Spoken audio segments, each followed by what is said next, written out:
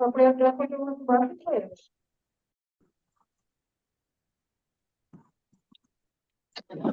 હરિહંતાણં નમો સિદ્ધાણં નમો આયર્યાણં નમો વસાયાણં નમો લોહે સર્વસાવણં એસો પંચન મુક્કારો સર્વ પાવ પણાસણો મંગલાણં ચ સવ્વેસીમ પડમં હવૈ મંગલમ પરમં હવૈ મંગલમ મંગલમ ભગવાન વીરો મંગલમ ગૌતમ પ્રભુ મંગલમ સ્તુલિભદ્રાદ્યા જૈન ધર્મોસ્તુ મંગલમ સર્વ મંગલ માંગલ્યમ સર્વ કલ્યાણ કારણમ પ્રધાનમ સર્વ ધર્માણામ જૈનમ જયતિ શાસનમ જૈનમ જયતુ શાસનમ. ઓમ નમો નારાયણ ઓમ નમો સૂયસ ઓમ નમો સૂય દેવ્યાય ઓમ નમો વાયનાર્યસ ઓમ નમો બંબીએ લીવીએ તીર્થંકરો ગણધરો પૂર્વધરો શ્રુતધરો વાચનાચાર્ય યોગ પ્રધાનાચાર્ય ઉપાધ્યાય સાધુ સાધુ ભગવંતો જીનશાસન દેવ જીનશાસન માતા આદિ સમસ્ત શાસનના ઉપકારી તત્વના શ્રી ચરણે સાદર સવિનય શ્રદ્ધા વંદન. આપ સર્વની આજ્ઞા હો શરણું સંરક્ષણ.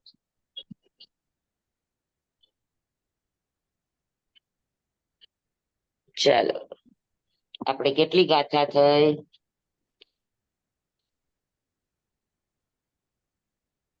8 ગાથા થઈ ગઈ સ્વામી. 9મી થી ચાલુ.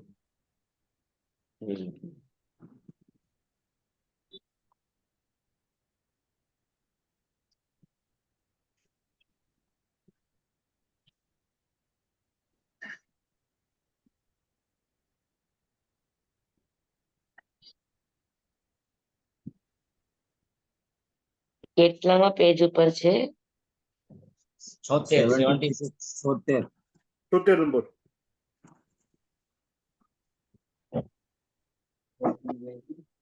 ચાલો હા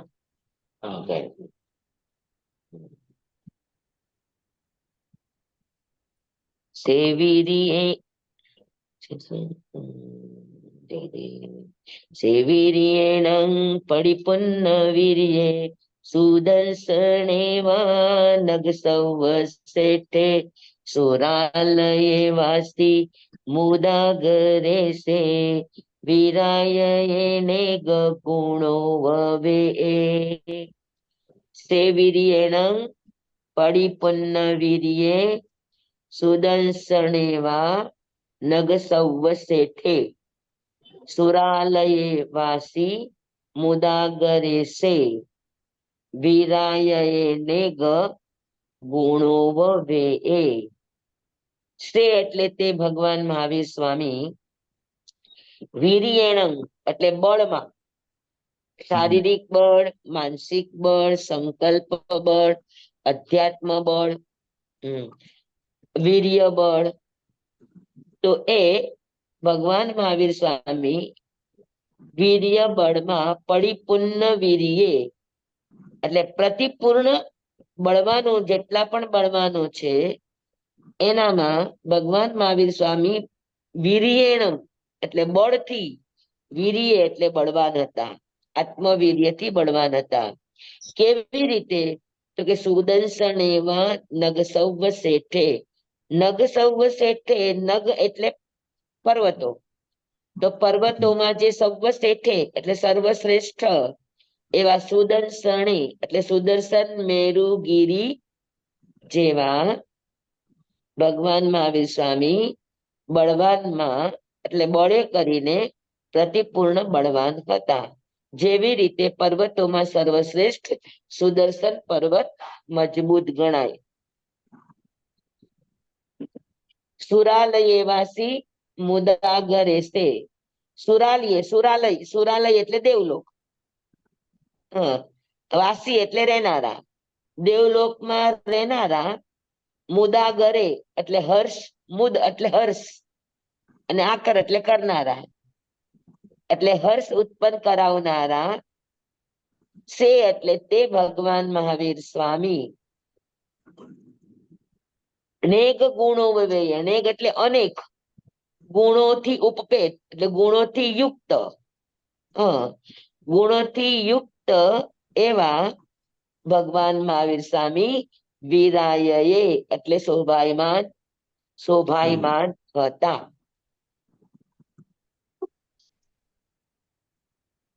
સમજાણું? જેવી રીતે નગ સર્વ શેઠે, નગ એટલે પર્વતોની અંદર, સર્વ શેઠે સર્વશ્રેષ્ઠ એવા સુદર્શન મેરુગીરીની જેમ, સે એટલે ભગવાન મહાવીર સ્વામી, વીર્યેનમ એટલે બળથી, હરેક પ્રકારના વીર્ય બળથી, પરિપૂર્ણ વીર્ય પ્રતિપૂર્ણ તે સંપૂર્ણ બળવાન હતા. અને સુરાલય વાસી દેવલોકમાં રહેનારા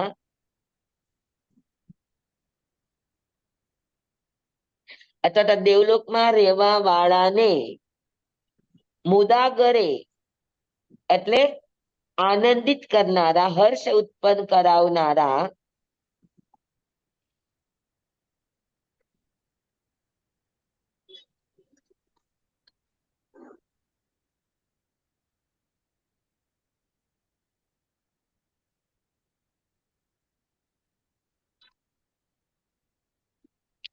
okay okay okay okay okay okay હા, અહીંયા આગળ મેરુ પર્વતના બે ભાવ લીધા છે. એક તો મેરુ પર્વત સર્વશ્રેષ્ઠ છે બળમાં. બળમાં એનો અર્થ એ છે કે ગમે તેવો સામાન્ય વાયરો નહીં, સંવર્તક વાયરો વાય તો કેટલાય પર્વતો ખાડા થઈ જતા હોય, કેટલાય ખાડા પર્વત થઈ જતા હોય, પણ મેરુ પર્વતની એક પણ કાંકરીને સંવર્તક વાયરો પણ હલાવી શકતો નથી. સંવર્તક વાયરો એટલે જે આરાનું પરિવર્તન કરે, બહુ જોરદાર વાયરો, બહુ મોટું સાયક્લોન હોય, આખું તહેસ નહેસ પર્વતના પર્વતો પછાડી દેતું હોય, પણ એ સુદર્શન મેરુગીરી એટલો અડગ અને એટલો મજબૂત છે કે એને સંવર્તક વાયરો પણ એની એક કણીને હલાવી શકતો નથી. એવી રીતે ભગવાન મહાવીર સ્વામી પણ અનેક પ્રકારના બળોથી સંપૂર્ણ બળવાન હતા. એનું વીર્ય જ સર્વથા ખપી ચૂક્યું હતું, વીર્યાંતરાય કર્મ સર્વથા ક્ષય થઈ ગયું હતું. એટલે એનું અનંતું વીર્ય, અનંતું વીર્ય એટલે તમે માપી ન શકો એટલું વીર્ય ભગવાન મહાવીર સ્વામી, એની હરેક ઇન્દ્રિયોમાં અનંતું વીર્ય, એના આત્મબળમાં અનંતું વીર્ય, એના મનોબળમાં અનંતું વીર્ય, એના વચન બળમાં અનંતું વીર્ય, એની પ્રત્યેક ઉપલબ્ધિ અનંત બળથી યુક્ત હતી. કેવી રીતે? તો કે જેવી રીતે બધા પર્વતોમાં મેરુ પર્વત, એટલે બળની અપેક્ષાએ મેરુ પર્વતની વાત કરી. બીજું, મેરુ પર્વત 4 વનથી ઘેરાયેલો છે, એમાં અનેક પ્રકારની ઔષધિઓ છે, અનેક પ્રકારની રિદ્ધિ સિદ્ધિ અને સમૃદ્ધિથી સમૃદ્ધ છે, એટલે અનેક ગુણોથી યુક્ત છે સુદર્શન મેરુગીરી. સુદર્શન મેરુગીરી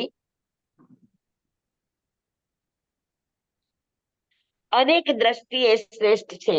કઈ રીતે? તો કે મેરુ પર્વત આમ 5 છે, કેમ કે મહાવિદ્ય ક્ષેત્ર 5 છે, તો હર મહાવિદ્ય ક્ષેત્રની મધ્યમાં મેરુ પર્વત છે. ઘાટકી ખંડમાં 2 મેરુ છે, પુષ્કરાર્ધમાં 2 મેરુ છે, અને જંબુદ્વીપમાં 1 મેરુ છે.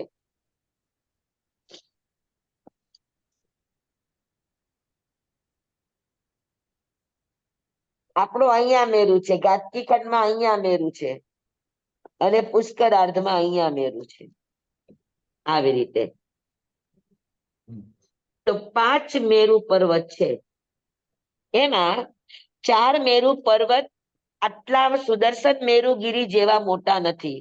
એ 84,000 યોજન 84,000 યોજનના છે. પણ આપણા જંબુદ્વીપનો જે મેરુ પર્વત છે એનામાં અનેક વિશેષતા છે. હા, અને જંબુદ્વીપના બરાબર મધ્યમાં 1,00,000 યોજનનો છે. બરાબર. તો મેરુ પર્વતની વિશેષતા શું છે? તો કે આખા લોકનો કેન્દ્ર બિંદુ છે. આખા લોકની અંદર દિશાઓની ગણતરી મેરુ પર્વતથી જ થાય, ઉત્તર અને દક્ષિણ. બરાબર. અને દિશાઓની શરૂઆત પણ મેરુ પર્વતથી થાય. અનેક અનેક અનેક ઔષધિઓથી યુક્ત છે, અનેક સમૃદ્ધિથી યુક્ત છે, અનેક ખૂબસૂરતીઓથી યુક્ત છે, અનેક ગુણોથી યુક્ત છે, જ્યાં હંમેશા દેવી દેવતાઓ આનંદ પ્રમોદ કરવા માટે, સાધના કરવા માટે આવતા હોય.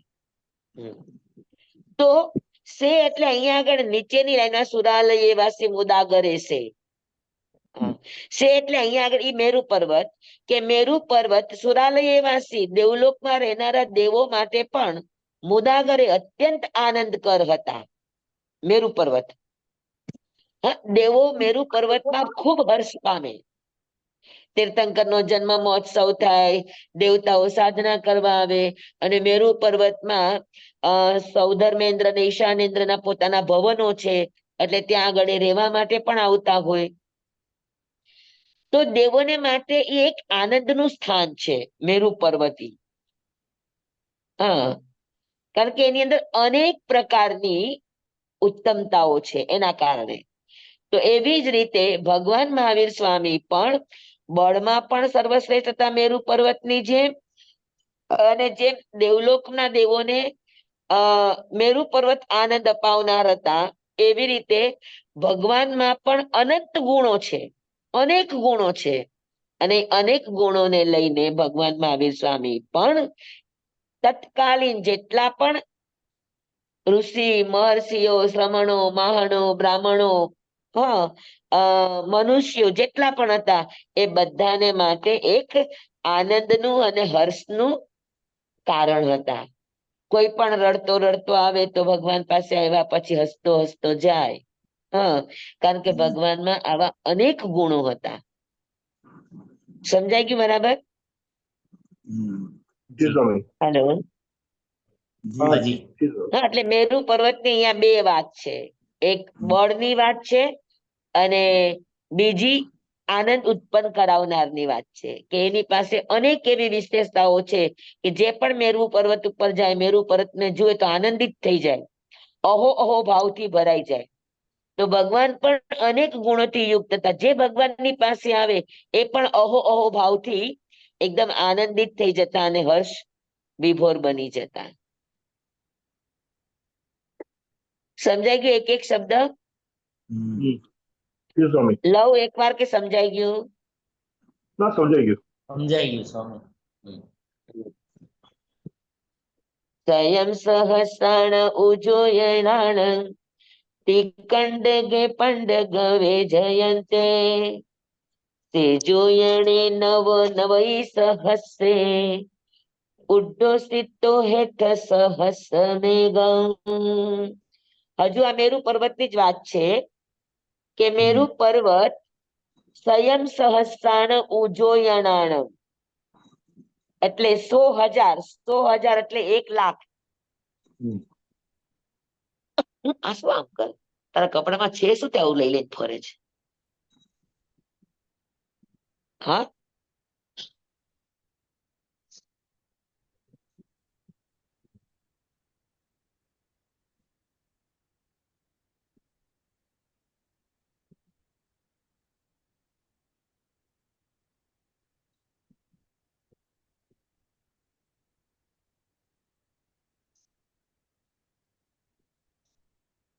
સ્વયં સહસ્રાણ એટલે 100,000, સહસ્ર એટલે 1000, અને સંયમ એટલે 100,000 એટલે 1,00,000.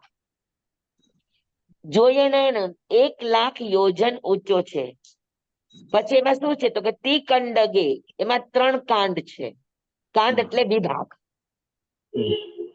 પંડગવે જયંતે, 3 વિભાગથી યુક્ત છે, અને એની ટોચ ઉપર પંડગવે જયંતે, પંડગ એટલે પંડગ વન છે, એ પંડગ વન થી સુશોભિત છે. તો પંડગ વન ની માફક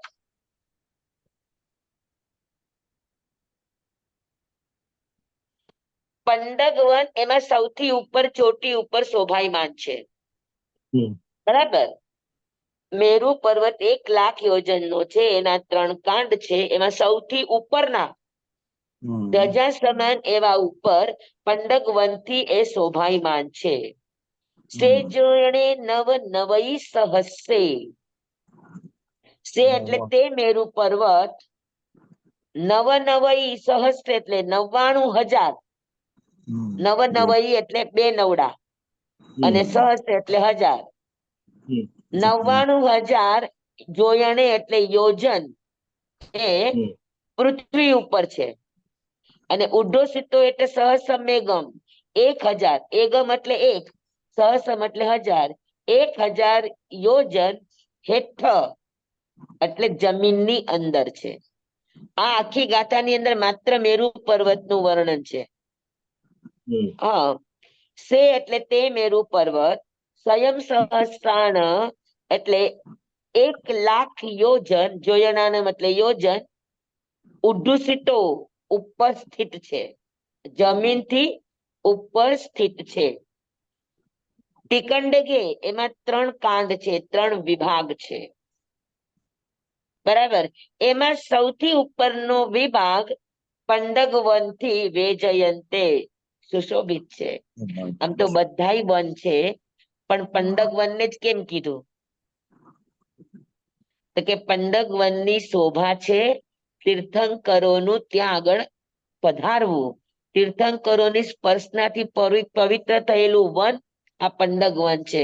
તીર્થંકરનો જન્મ મહોત્સવ મનાવવા માટે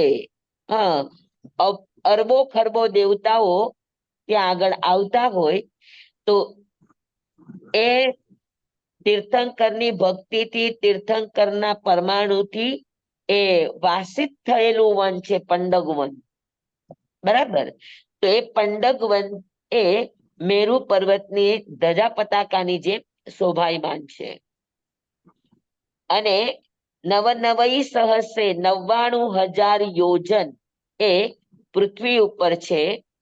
અને હેઠમ એટલે જમીનની અંદર એગમ સહસ્ર એટલે 1,000 યોજન એ હેઠળ જમીનની અંદર છે. કુલ 1,00,000 યોજનનો મેરુ પર્વત છે, જેના 3 કાંડ છે. જેના સૌથી ઉપરી કાંડ પંડગવનથી શોભાયમાન છે. એવો મેરુ પર્વત પૃથ્વી ઉપર કેટલો છે? તો કે 99,000 યોજન. અને જમીનની અંદર કેટલો છે? તો કે એગમ સહસ્ર. હા, 1 સહસ્ર એટલે 1,000 યોજન હેઠો એટલે જમીનની અંદર છે. સમજાય કે બરાબર? સ્વામી અન્ય હા. મેરુ પર્વત 85,000 યોજન 84,000. ઊંચાઈ વાળા. 84,000. અન્ય મેરુ પર્વત 84,000. 84,000 યોજન ના છે. અચ્છા. સ્વામી, એક વિચાર આવે છે, આ 900 યોજન સુધી વાતાવરણ છે આપણામાં, આ 99,000 યોજન છે. હા, આપણા વાતાવરણ જે છે અહીંથી આપણું 900 યોજન સુધી છે. પછી કરશું, બહુ ઠંડી એટલે છે. કે આ બોલો એટલે કે શું કીધું? અને ઓક્સિજન એક મિનિટ અવાજ તમારો કટ થાય છે, બોલો તો. અહીંનું આપણું વાતાવરણ જે છે એ 900 યોજન સુધી છે. એટલે ઓક્સિજન ને બધું જોઈએ 900 યોજન સુધી હોય. અને આ 99,000 યોજન ઉપર, એટલે ભગવાનને બધાને લઈ જાય તો સૂર્યચંદ્ર તો બધા 900 યોજન ની અંદર આવી ગયા. આ તો એટલું 99,000 યોજન ઉપર. એ ઘડિયાળ 99,000 યોજન સુધી ઉપર જાય. હા, એટલે આપણને આમ જરા નવાઈ લાગે આમ જરા. દેવતાઓ લઈ જાય ને, તો એની આજુબાજુમાં એવું વાતાવરણ જ વિખરેલું હોય. હા, કેમ કે દેવો ત્યાં લઈ જાય છે. અને એમ તો આપણા ઘણા જંગાચરણ, વિદ્યાચરણ મુનિઓ પણ મેરુ પર્વત ઉપર જાય છે.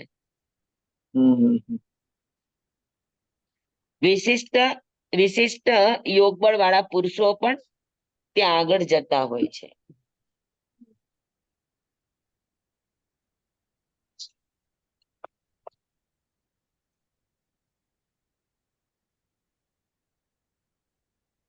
સમજાણું બરાબર? હા, જી સ્વામી. હા.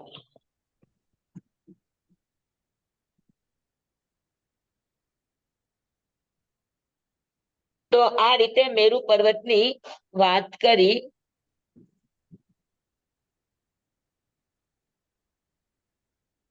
હજુ મેરુ પર્વતની જ વાત છે કે મેરુ પર્વતના જેમ કીધું ને કે અનેક વિશેષતાઓથી યુક્ત છે. તો અનેક વિશેષતાઓમાંથી હવે એક વિશેષતાઓ બતાવી રહ્યા છે. તો જેવી રીતે મેરુ પર્વતમાં 3 કાંડ છે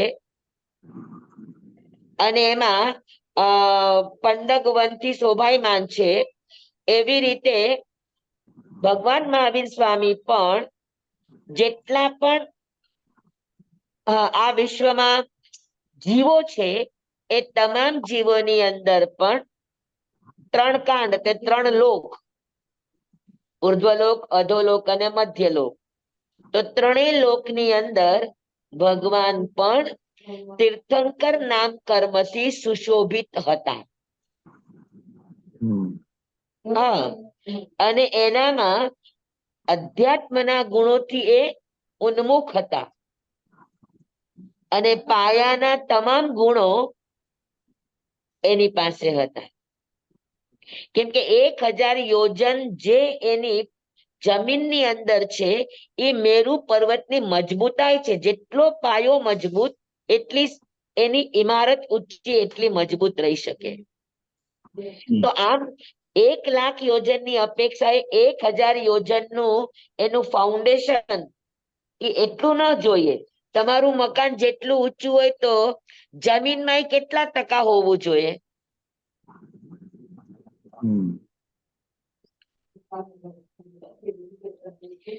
3 માળનું મકાન હોય તો એની નીંવ કેટલી ઊંડી જોઈએ?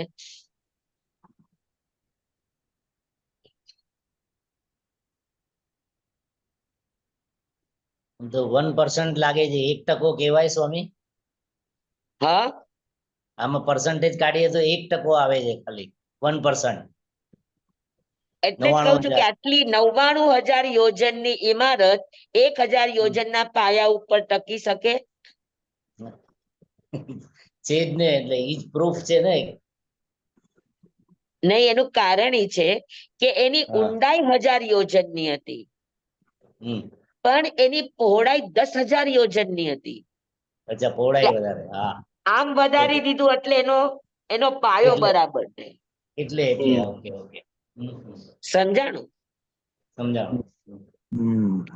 તો એ રીતે ભગવાનમાં પણ આત્મગુણોની જે મુખ્ય ગુણો છે પાયાના, સમ્યક જ્ઞાન, સમ્યક દર્શન, સમ્યક ચારિત્ર, જેના પાયાના ગુણો છે એ એટલા વ્યાપક હતા અને એટલા ઊંડા હતા કે જેના કારણે 3 લોકમાં એ વિજયવંતા હતા. સમજાણું?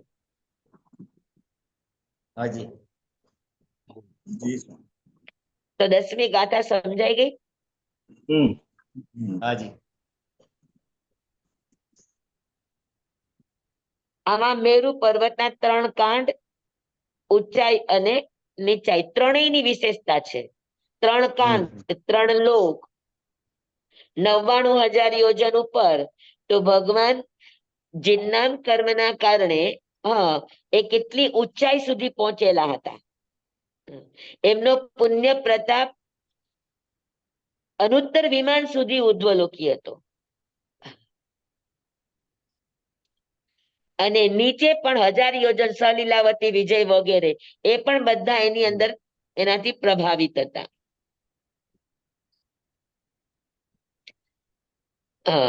અને ઉપરાંતમાં પોતાના આત્મગુણોથી પણ ઉન્નત હતા, પુણ્ય બળથી પણ ઉન્નત હતા, તીર્થંકર નામ કર્મ એટલે જસ કર્મથી પણ ઉન્નત હતા. એની બરાબરી કરી શકે એવું કોઈ નથી. બરાબર છે? મેરુ આગળ આવું. મેરુ પર્વતની ટોચ હોય ત્યાંથી પેલું દેવલોક ઘણું ઉપર હશે. ઘણું ઉપર. અચ્છા, ખાલી આકાશને સ્પર્શીને લખ્યું છે એટલે મેં કીધું હા, આમાં આકાશને સ્પર્શીને લખ્યું છે એટલે પેલું દેવલોક કેટલું ઉપર હશે? ઘણું ઉપર હશે ને? ઘણું ઉપર. આમ તો તમે અહીંયા આગળથી કોઈ દૂરથી ઊંચું મકાન જુઓ તો એમ જ લાગે કે આકાશને અડેલું છે, પણ આકાશ તો કોઈ એવું કોઈ સ્થિર તત્વ છે નહીં. જેમ જેમ ઉપર જાવ તેમ તેમ તમને આકાશ એટલું ઉપર ઉપર લાગે. કેમ કે આકાશ કોઈ એવી જગ્યા નથી. આકાશ એટલે ખાલી જગ્યા. તો જેમ જેમ તમે જતા જાઓ તેમ તેમ તમને આ આકાશ ઉપર ઉપર લાગતું જાય. હમ હમ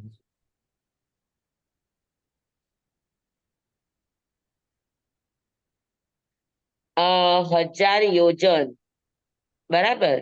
તો હમ આપણા સમપૃથ્વીથી પેલું બીજું દેવલોક અસંખ્યાતા ક્રોડા ક્રોડી યોજન ઉપર જાવ ત્યારે આવે. હમ આખું એક રજ્જુ પ્રમાણ છે ત્રીજા લોકનું માપ. હમ હમ તો એમાં 1,00,000 યોજન જ થયું. એ સિવાય બાકી બધું ઉર્ધ્વ લોક છે એ દેવલોકની વચ્ચેનો ગેપ છે. હમ હમ સમજાઈ ગયું? અને સમજાઈ ગયું, સમપૃથ્વીથી મેરુ પર્વતો 99,000 યોજન થયો. હમ એનાથી ઘણું ઉપર થયું. તો અસંખ્યતા ક્રોડા ક્રોડીનો ગેપ છે સમપૃથ્વીથી પેલા બીજા દેવલોકનો. બરાબર બરાબર. તો ઘણો ગેપ છે ને. હમ હમ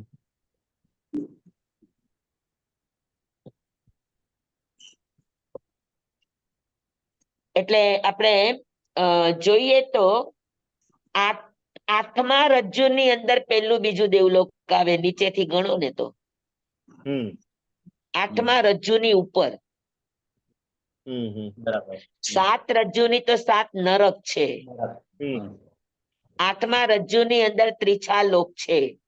હમ એમાં જ્યોતિષ ચક્ર છે, મેરુ પર્વત છે, અને એનાથી કેટલા ક્રોડા ક્રોડી યોજન ઉપર જાઓ હમ ત્યારે પેલું અને બીજું દેવલોક આવે છે. હમ એક રજ્જુ જ કેટલું મોટું હોય ને. હમ બરાબર. એટલે મેરુ પર્વત થી તો કેટલું ઊંચો દેવલોક હોય. એક રજ્જુ એટલે 1800 યોજન થયું આમ અંદાજથી. ના રે 900 ના, યોજન? એક રજ્જુ એટલે હા હા અસંખ્યાતા ક્રોડા ક્રોડી. અચ્છા એટલે ઘણું વધારે થયું હતું. આપણને સ્વામીએ કીધું હતું ને, જંબુદ્વીપ થી સ્વયંભૂર્મણ સમુદ્ર સુધી અડધો રજ્જુ છે ને અડધો રજ્જુ સ્વયંભૂર સમુદ્ર પોતે છે એમ. હમ હા તો હા, એટલે ઘણું બધું છે. બરાબર. અને દ્વીપ અને સમુદ્ર કેટલા છે તમે ડાલાપાલાના ઠોકડામાં શીખેલા છો. હાજી અસંખ્ય. હાજી. કેટલા ડાલા અને કેટલા પાલા ખાલી થાય ત્યારે હા ત્યારે દ્વીપ અને સમુદ્રો. હમ એટલે એક રજ્જુ ઘણો વિશાળ હોય.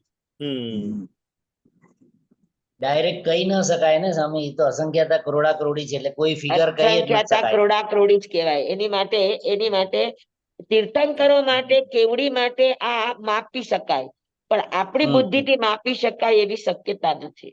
હમ કેમ કે ડાલા પાલાના ટોકડામાં આપણે સમજવા જઈએ તો એ સંખ્યાતાની સંખ્યા પણ આપણે માપી શકીએ એમ નથી.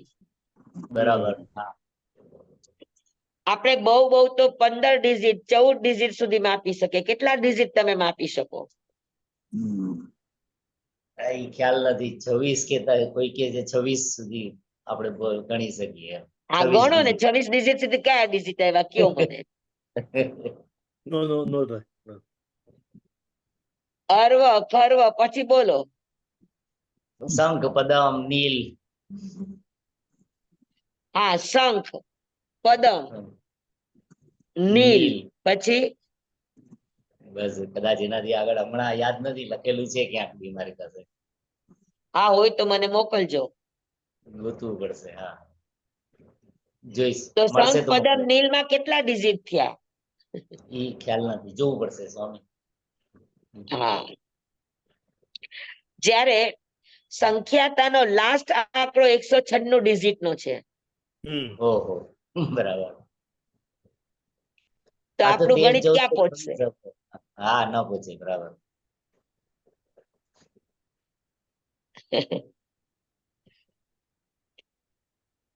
તો આ ગાથા સમજાઈ ગઈ ને? સંયમ સહસાણ ઉજોયણાનમ. હાજી. પછી પુઠ્ઠે નભે ચિત થઈ ભૂમિ વઠ્ઠીએ. હા પુઠ્ઠે નભે ચિત થઈ ભૂમિ વઠ્ઠીએ જમસૂરિયા અણુ પરિવર્તયંતી સેહેમ વન્ને બહુનંદણેય જંસીરયિમ વેદયંતી મહિન્દા પુઠ્ઠે નભે ચિઠ્ઠઈ ભૂમિ વથીએ. પુઠ્ઠે એટલે સ્પર્શીને રહ્યો છે, નભે એટલે આકાશને, ચિઠ્ઠઈ એટલે રહ્યો છે, ભૂમિ વથીએ એટલે ભૂમિને અવગાહીને, જમ એટલે જેની, સૂર્યા એટલે સૂર્ય આદિ જ્યોતિષ ચક્રો અણુપરિયટનથી એની પ્રદક્ષિણા કરે છે. જે મેરુ પર્વતની સૂર્ય ચંદ્ર વગેરે જ્યોતિષ્ક દેવો જંબુદ્વીપના મેરુ પર્વતની પ્રદક્ષિણા એની ગોળ ગોળ ફરતા હોય એટલે એની પ્રદક્ષિણા કરે છે. સે હેમવન્ને તે મેરુ પર્વત હેમવન્ને એટલે સુવર્ણ વર્ણ વાળો છે, એટલે સુવર્ણમય છે. બહુનંદનીય, બહુનંદનીય એટલે અનેક પ્રકારના નંદન વનોથી યુક્ત છે. જંસીરયિમ વેદયંતી મહિન્દા, મહિન્દા એટલે મોટા મોટા ઇન્દ્રો પણ, મહાન ઇન્દ્રો પણ જનસીમ એટલે જેના ઉપર, જ્યાં આગળ રતિમ વેદયંતી એટલે આનંદનો સુખનો વેદયંતી અનુભવ કરતા હોય છે.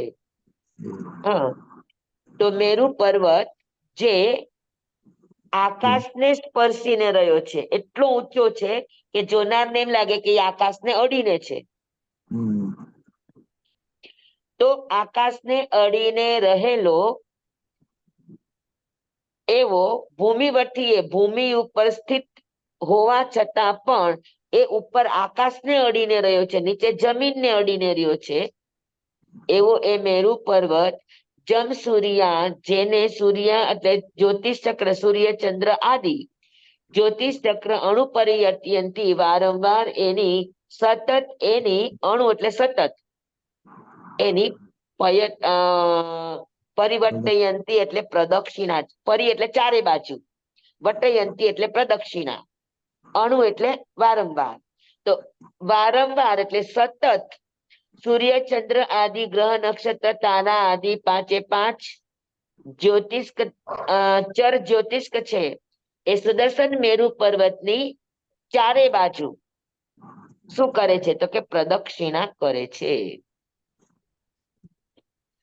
અને એ મેરુ પર્વત સુવર્ણમય છે, બહુનંદનીય અનેક પ્રકારના નંદનવનોથી યુક્ત છે, કે જનસીમ એટલે જ્યાં આગળ મહિન્દા એટલે મહાન મહાન મોટા મોટા ઇન્દ્રો પણ રતિમ વેદયંતી એટલે આનંદને પામે છે. એટલે મોટા મોટા ઇન્દ્રોના દેવલોક અને દેવ વિમાન કરતા પણ મેરુ પર્વત કેટલો શોભાયમાન હશે કે મોટા મોટા ઇન્દ્રો પણ એ મેરુ પર્વત ઉપર પ્રભાવિત થતા હોય છે, આનંદિત થતા હોય છે. તે મેરુ પર્વત ભૂમિ પર સ્થિત રહીને પણ આકાશને સ્પર્શી રહ્યો છે, એટલે ત્રણેય લોકને સ્પર્શી રહ્યો છે.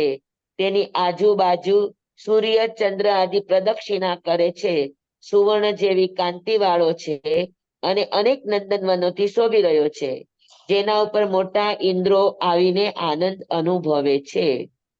હવે એની રીતે અહીંયા આગળ કહ્યું નથી, પણ અહીંયા સરખાયું છે કે મેરુ પર્વતની જેમ ભગવાનનો પ્રભાવ પણ ત્રણેય લોકમાં વ્યાપ્ત છે.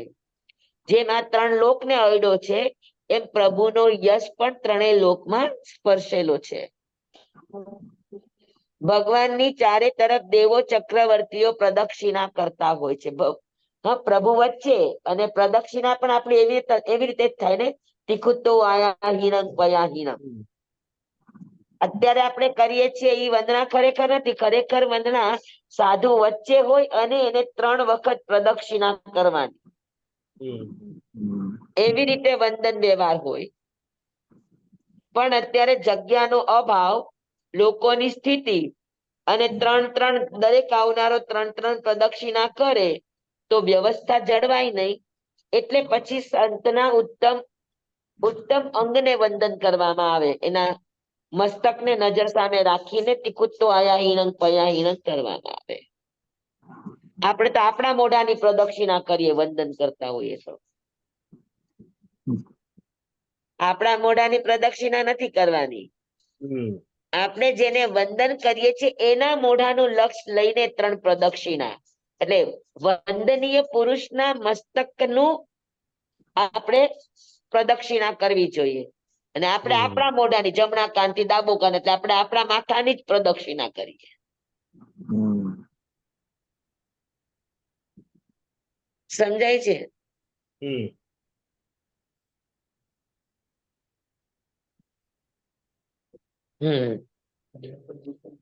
તો પ્રદક્ષિણા ચક્રવર્તી, દેવો, રાજા, મહારાજા બધા એને પ્રદક્ષિણા કરે છે. ઉપદેશ સાંભળવા ઉત્સુક રહેતા પ્રભુની કાંતિ સુવર્ણ સમાન એટલે પ્રભુનું શરીર પણ મેરુ પર્વતની જેમ હેમમય હતું, એટલે સોનાના વર્ણ જેવું હતું. અને તેમના સમવસરણમાં પણ સુર, અસુર, માનવ, તિર્યંશ આ બધી જ પરિસદા આનંદ અને શાંતિનો અનુભવ કરતી. અહીંયા મહાન ઇન્દ્રોનો અર્થ એ રીતે છે કે સામાન્ય પ્રવચન સભામાં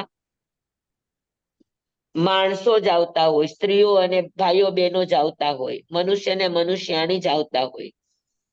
પણ ભગવાનનો અતિશય એવો છે કે ત્યાં આગળ મનુષ્ય ને મનુષ્યાણી તો હોય, પણ દેવો, દેવીઓ, તિર્યંચો, તિર્યંચાણીઓ, પશુ, પક્ષી તમામ એટલે હર કિસમના જીવો ત્યાં આગળ સમોસરણમાં આવી અને સમોસરણની ભૂમિને જોઈને, સમોસરણના અલૌકિક રૂપને જોઈને આનંદ અનુભવ કરતા હોય.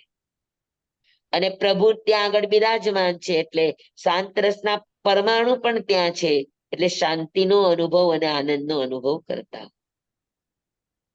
કેમ કે સમવસરણ છે એ અત્યંત તીર્થંકર પોતે તો પુણ્યવાન છે, પણ સમવસરણ પણ એકદમ પુણ્ય ભૂમિ ગણાય. ત્યાં અનેક પ્રકારના આશ્ચર્યો તમને જોવા મળે, જે તમને જનરલ વ્યવહારમાં સંસારમાં જોવા ન મળે. હિંસક અને અહિંસક પશુ પક્ષીઓ બાજુમાં બેઠા હોય, કોઈ કોઈને ત્રાસ ન પહોંચાડે, કોઈ કોઈના જાતીય વીરને યાદ ન કરે. પછી જ્યાં સુધી દેશ ના ચાલતી હોય ત્યાં સુધી લોકો પોતાના દુઃખને, સંતપ્તને, અસમાધિને, તાપને બધાને ભૂલી જતા હોય. 3 કલાક સુધી એને ન ભૂખ લાગે, ન તરસ લાગે, ન કોઈ શારીરિક ક્રિયા, કોઈ શારીરિક ક્રિયા કે ક્યાંય પણ જવા આવવાના ભાવ ન જાગે. પછી 3 કલાક એ બેસે તો એના શરીરમાં ક્યાંય અસાતા ન થાય, થાકનો અનુભવ ન થાય. ગમે તેવો બીમાર વ્યક્તિ હોય તો એ પણ ભગવાનના સમોસરના 20,000 પગથિયા એટલે 5 કિલોમીટર 5 કિલોમીટરનો એરિયા એ સડસડાટ ચડી જતા હોય. તો આ બધા આશ્ચર્યો છે. બધા પોતપોતાની ભાષામાં ભગવાનની વાત અને શબ્દોને સમજી જતા હોય. અનેક પ્રકારના લોકો ધર્મવાળા પણ આવ્યા હોય અને કુતૂહલ પ્રિય વ્યક્તિઓ પણ આવ્યા હોય.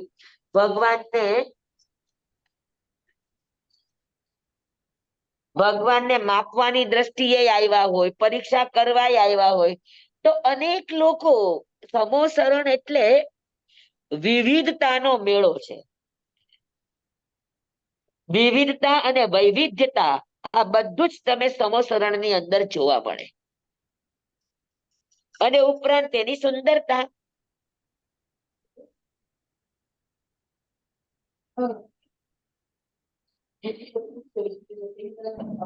એટલો વિશાળ હોય, પ્રભુનું સમોસરણ એટલું વિશાળ હોય અને એટલા વિશાળની અંદર એટલી માનવ મેદની હોય. અને સૌથી મોટી વિશેષતા કે આપણે ત્યાં હોલ નાનો પડે, માણસો વધી જાય તો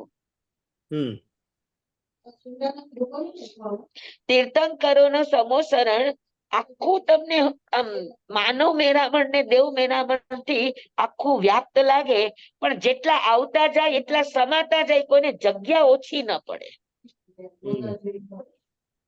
તો જગ્યા ઓછી ન પડે તો જગ્યા ખાલી પણ તમને ન દેખાય. સ્વામી આપણે ત્યાં જઈએ તો દેવો પણ આપણને દેખાય? હા,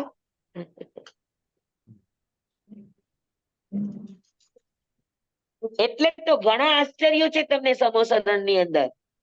ત્યાં દેવોના દર્શન થાય, દેવીઓના દર્શન થાય, ચારે પ્રકારના ઇન્દ્ર મહારાજા સ્તુતિ કરે અને સમોસરની શરૂઆત કરે, ઈ જોવાનું સૌભાગ્ય મળે.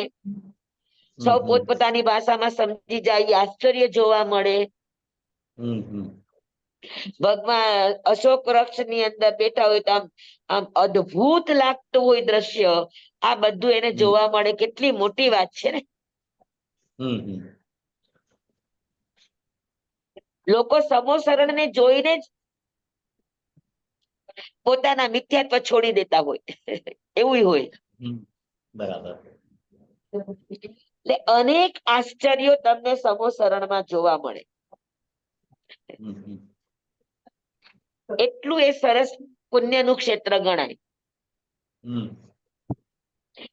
કે એ જેમ દેવોની અંદર મહેન્દ્ર, બધા મોટા મોટા ઇન્દ્રો, સમજી લે કે 12મા દેવલોકના ઇન્દ્ર હોય તો એ 64 ઇન્દ્રોના બધા ઇન્દ્રોમાં એ સર્વશ્રેષ્ઠ ઇન્દ્ર હોય.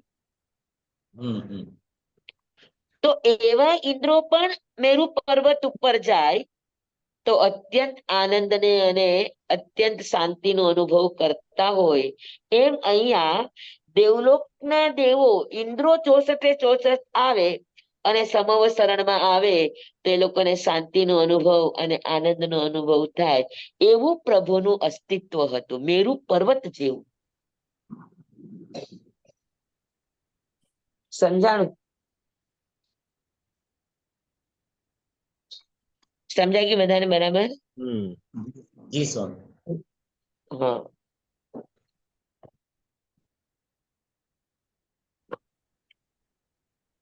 આપણો ટાઈમ થઈ ગયો છે, 7 વાગ્યા. હા, ઈ જ. હજુ 12મી ગાથામાં પણ મેરુ પર્વતની જ વાત છે.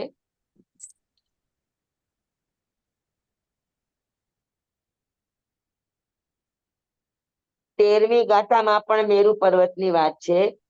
14મી ગાથામાં પણ મેરુ પર્વતની વાત છે.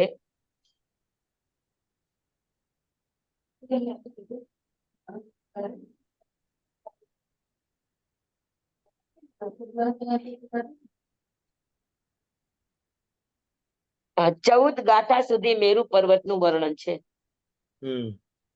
9મી ગાથાથી શરૂ થયું છે કે હા, 9મી ગાથાથી મેરુ પર્વત શરૂ થયો છે. 9, 10, 11, 12, 13 ને 14, 6 ગાથા મેરુ પર્વતને લઈને છે. જી. બરાબર. અને સર્વ પર્વતો એ મારે તમને સમજાવવાનું છે. હવે આમાં આવશે આગળની ગાથામાં, એટલે તમને સમજાવીશ. સર્વ પર્વતો એટલે આપણે ત્યાં કેટલા પ્રકારના પર્વતો હોય.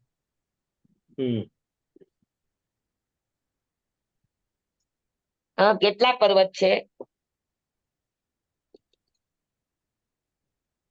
પહેલું છે વર્ષધર પર્વત.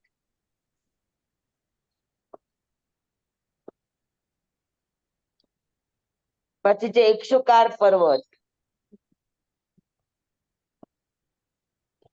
પછી છે કંચનગીરી પર્વત.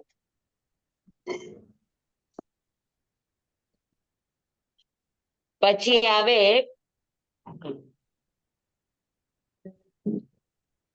વક્ષસ્કાર પર્વત.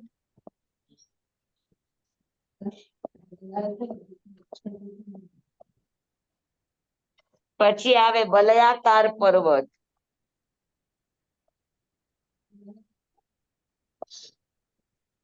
પછી આવે દીર્ઘ પર્વત.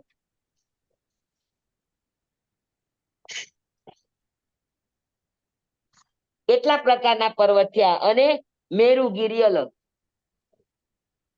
સ્વામી, આપણે અહીંયા જે હિમાલય ને શત્રુંજય ને એ બધા પર્વત છે, એ શું કહેવાય? એ સામાન્ય પર્વતો કહેવાય. હિમાલય પણ? હિમાલય. જી સ્વામી. જેમ કે ગિરનાર છે, શેત્રુંજય છે, વલભારગીરી છે, આ બધા આપણે ત્યાં સામાન્ય પર્વતો ગણાય. એ કાળક્રમે બદલાય પણ ખરા. હા પણ આ જે પર્વતો મેં તમને કીધા એ બધા શાશ્વતા પર્વતો કહેવાય. અચ્છા એટલે એવા ને એવા જ રે. હા, આમાં પરિવર્તન ના આવે. એટલે આ આ બધા બરફ શાશ્વતા બરફ પર્વતો છે. ક્ષેત્રમાં છે ને બધા આ બધા અઢીદ્વીપમાં છે અને અઢી દ્વીપ. અઢીદ્વીપ બાર છે એ તો જુદો. હજુ એક પર્વત છે માનુષોત્તર પર્વત, હા. પછી આવે વેલંદર, દધીમુખ પર્વતો, કેટલા પ્રકારના પર્વત, હરેક પર્વતની વિશેષતાઓ છે. હમ હમ આ દરેક પર્વતોના અલગ અલગ કાર્યક્ષેત્રો છે. હમ હમ. સમજાણું? તો આ બધા પર્વતોમાં સર્વશ્રેષ્ઠ પર્વત મેરુ પર્વત છે. નગસવ્વ બધા જ પ્રકારના પર્વતો, આ બધા જ પ્રકારના શાશ્વતા પર્વતો છે. તો આ બધા શાશ્વત પર્વતોમાં પણ મેરુ પર્વતી સર્વશ્રેષ્ઠ પર્વત છે. વર્ષધર પર્વત ક્ષેત્રની મર્યાદા કરે. ઇક્ષુકાર પર્વત બે સમાન ક્ષેત્રોની મર્યાદા, બે ભરત તો બે ભરત ને છૂટા પાડે ઇક્ષુકાર પર્વત. ઓકે. પછી કંચનગીરી પર્વત છે એ દ્રહોને દેવકુરુ ઉત્તર કુરુમાં એને શું કહેવાય નદીઓના પ્રવાહના કિનારા ઉપર આ કંચનગીરી પર્વત છે. વક્ષસકાર પર્વત છે એ વિજયને છૂટી પાડે, બે વિજયને મહાવિદેની. વલયાકાર પર્વત છે ઈ નદીના પ્રવાહોને બદલે. દીર્ઘ વૈતાઢ્ય વગેરે લાંબા પર્વતો છે, દીર્ઘ પર્વતો છે, એ બધા ક્ષેત્રોની અને ખંડોની મર્યાદા કરે.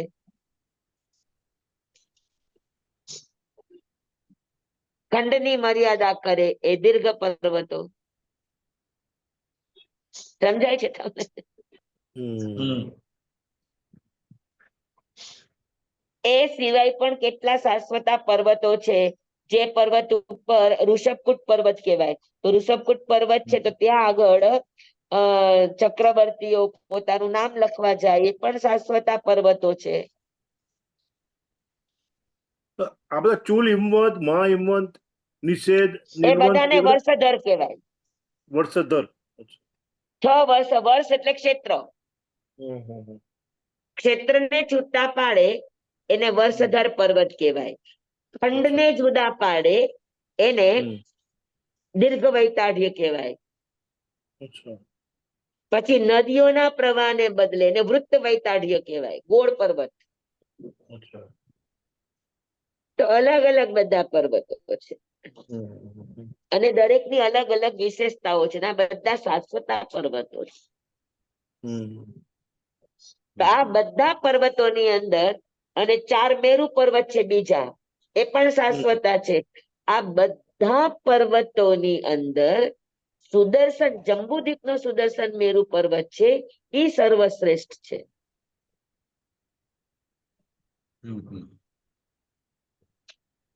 સમજાય ગયું બધાને? હા હા જી સર. નગ સૌ શેઠે. તમે એક ક્લાસ જંબુદ્વીપ પર લેવો પડશે એવું લાગે છે ક્યારેક. લ્યો, બહુ મજા આવે. જંબુદ્વીપ એક જ ખાલી સિક્કો ને તો અધો છે. એના પર્વતો ની નદીઓ ને કેટલું છે. નદીઓના કેટલા પ્રકાર છે. અચ્છા. નદીઓ, મહાનદીઓ, ઘણું બધું છે.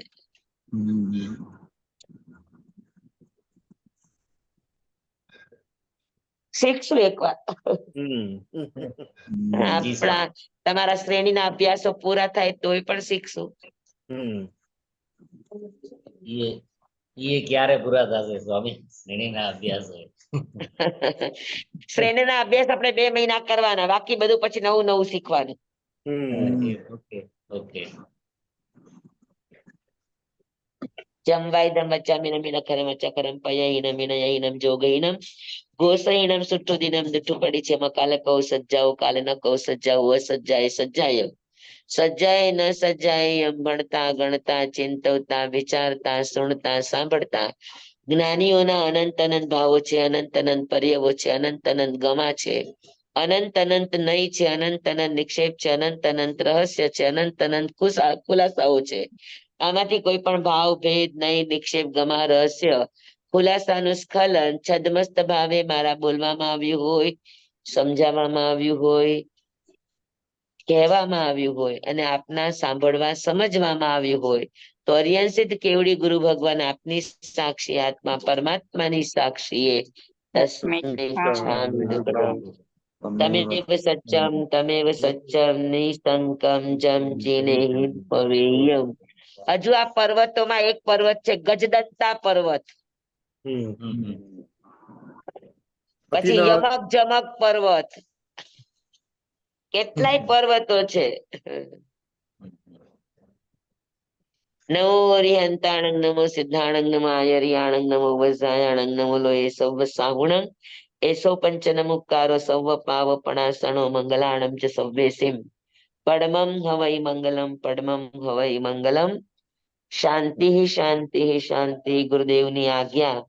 શ્રી શ્રી ચતારી મંગલમ હરિહંતા મંગલમ સિદ્ધા મંગલમ સાહુ મંગલમ કેવલી પનત્તો ધમો મંગલમ ચતારી લુગતમા હરિહંતા લુગતમા સિદ્ધા લુગતમા સાહુ લુગતમા કેવલી પનત્તો ધમ્મો લુગતમો ચતારી શરણં પવજ્જામિ હરિહંતે શરણં પવજ્જામિ સિદ્ધે શરણં પવજ્જામિ સાહુ શરણં પવજ્જામિ કેવલી પનત્તં ધમ્મં શરણં પવજ્જામિ. ચાર શરણા ચાર મંગલ ચાર ઉત્તમ કરે જે નર ભવસાગરમાં ન બુડે તે સકલ કર્મનો આણે અંત મોક્ષ તણા સુખ લહે અનંત ભાવ ધરીને જે ગુણ ગાય તે જીવ તરીને મોક્ષે જાય સંસાર માહી શરણાચાર અવર શરણ નહીં કોઈ જે નર નારી આદરે અક્ષય વિચલ પદવી હોય અંગૂઠે અમૃત વસે લબ્ધિ તણા ભંડાર શ્રી ગુરુ ગૌતમ સ્વામીજી ભગવાનને સમરીએ તો સદાય મનવાંચિત ફલદાતાર સદાય મનવાંચિત ફલદાતાર. બોલો ભગવાન મહાવીર સ્વામી કી જય. પૂજ્ય ગુરુદેવ કી જય. જય. ધન્યવાણી. બધાને ખૂબ ધન્યવાદ ખૂબ સ્વામી, ધન્યવાદ. ધન્યવાદ. બધાને ખૂબ ખૂબ ધન્યવાદ. સ્વામી આપને ખૂબ ખૂબ ધન્યવાદ. સાતામાં રહેજો સ્વામી. હાજી હાજી.